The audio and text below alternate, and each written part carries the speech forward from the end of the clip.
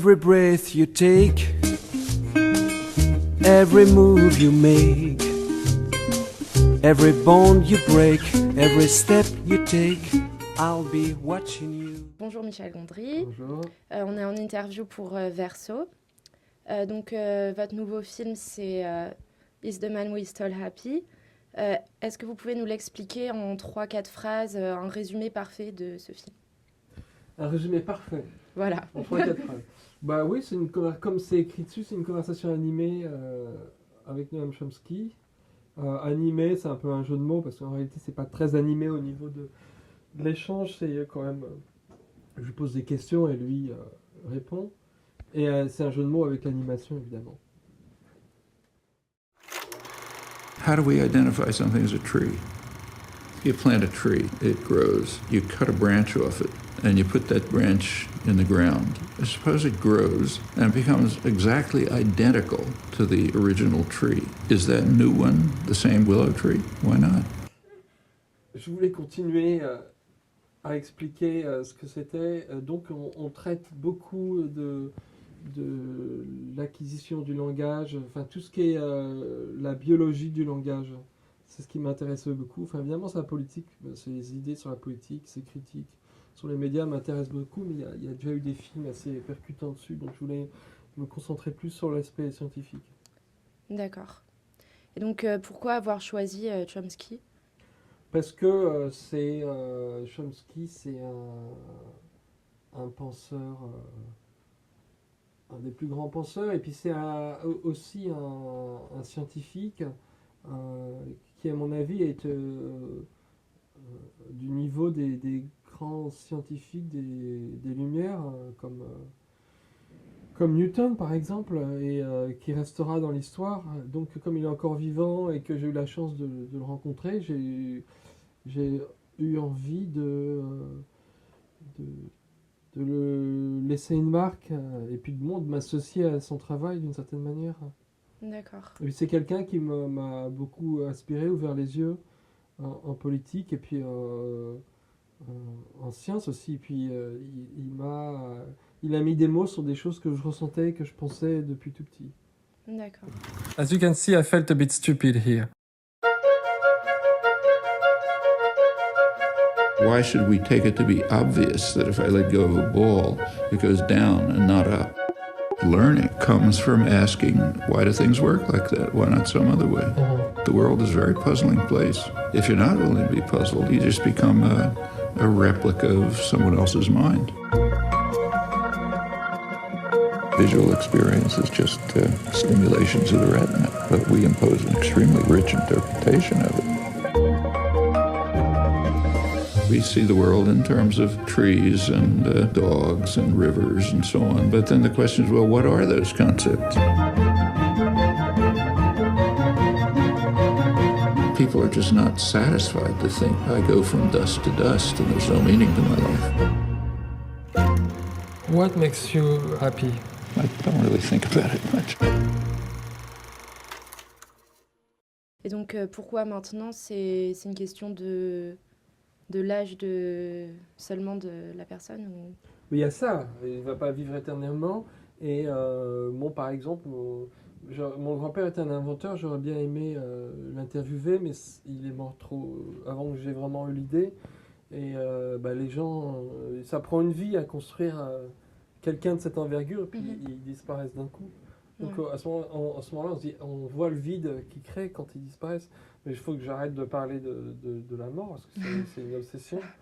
Mais on sait pas comment le futur va les retenir, mais moi j'ai le sentiment qu'il va être de plus en plus important dans l'avenir. D'accord. Donc alors, en parlant d'avenir, Verso, donc c'est le nom de cette émission. C'est un côté un peu astrologie. Dans le film, vous dites que vous aimez pas trop ça, mais c'est comme ça. Donc vous êtes taureau. Les taureaux atteignent facilement le bonheur, la joie de vivre. Donc, is the man with Michel Gondry happy? Ça dépend des jours. Là, par exemple, ça me fait plaisir de venir ici, parce que je vais pouvoir frimer avec mes copains, comme quoi avec mes copines, comme quoi j'ai fait une masterclass à Sciences Po. Donc je suis content. Mais ça dépend du jour. Comme Il tout y le a monde, des quoi. bas, hein. Ok, Comme tout le monde, mais peut-être plus que la moyenne, on va dire. d'accord. Donc, selon vous, quelle devrait être la réception idéale de ce film par le public? Parce que c'est quand même un film assez spécial. Eh ben, il y a plusieurs réactions qui me font plaisir. C'est d'une part, les gens ont envie de pouvoir le regarder à nouveau, mettre sur pause, repasser des passages, susciter le débat.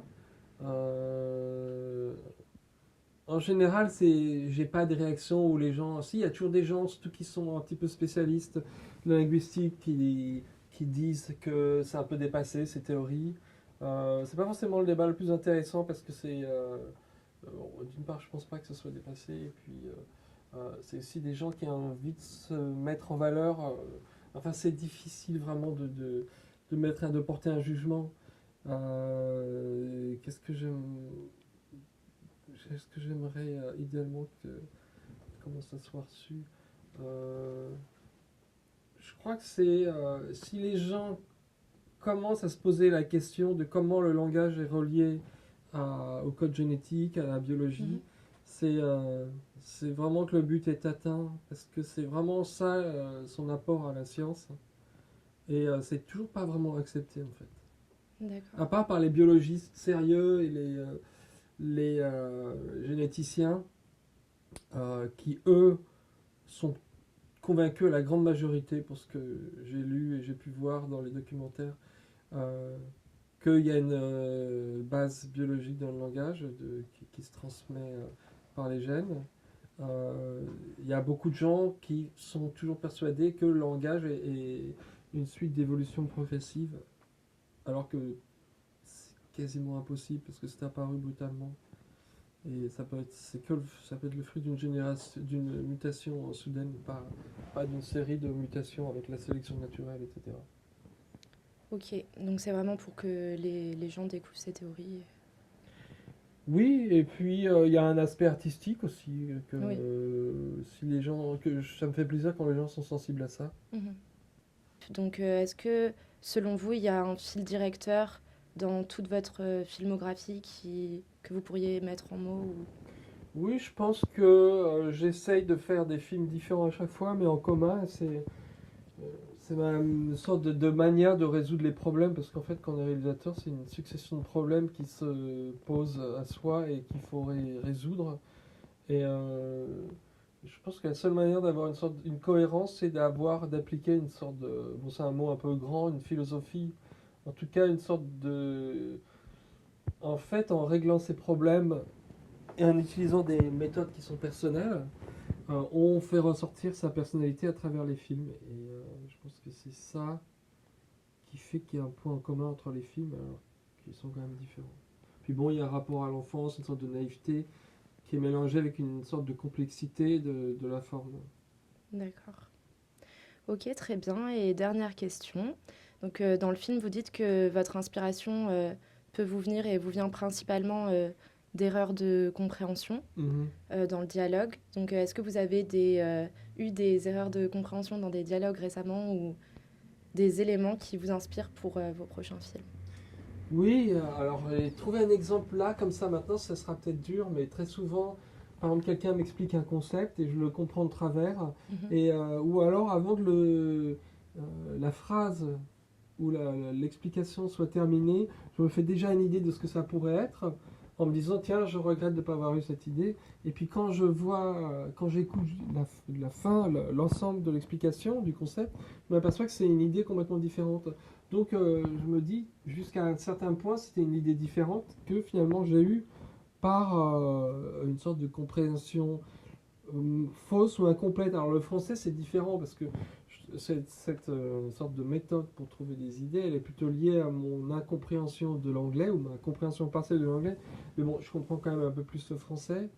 Mais il n'y a pas que ça, il y a des rêves qui me donnent des idées, des lectures, des personnages, des souvenirs. Donc c'est vrai que la mauvaise compréhension, c'est une manière qui paraît un petit peu inattendue d'avoir des idées, mais ou alors quand je vois quelque chose et que je comprends pas ce que c'est quand c'est trop loin, j'ai une idée de ce que ça pourrait être, et comme c'est quelque chose en général différent de la réalité, ben, ça devient une création personnelle en quelque sorte. Ok, très bien. Bah, merci beaucoup. Merci à vous. Vive l'artichaut. You make every step you take, I'll be watching you.